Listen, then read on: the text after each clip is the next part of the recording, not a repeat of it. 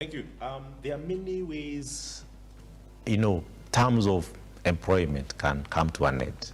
There is the discretional, and there is the voluntary side, and there is an involuntary. Okay, maybe we'll talk about the involuntary, where it's either a case of termination or a case of maybe dismissal. The law has very clear guidelines around the same. If there was a gross misconduct, what does the employer have to do? You have first of all to kind of make it aware to the employee first on the offense that they have committed. So I cannot just come, wake up and say, Kitoni, from today you are not in job, you have no job. No, that is illegal actually. So first of all, just to be able to institute a process where you have to actually tell the employee, make them know what the offense is. And with that, then you can also commission an investigation. If at all it's an issue, maybe there was a fraud, or somebody has stolen money, or you have damaged some property, or you have insubordination issues, there has to be some investigation and evidence to prove that.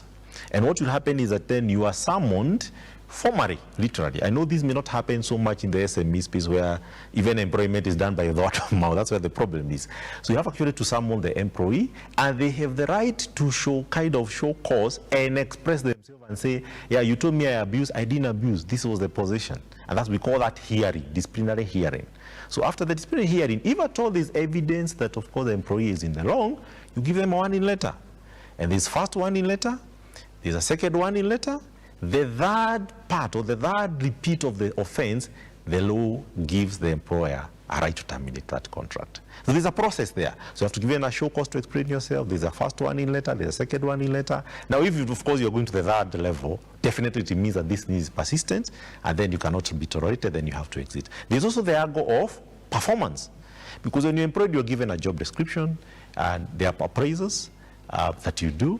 Also, the law gives you a kind of an exit plan if at all these performance issues, means within your jurisdiction.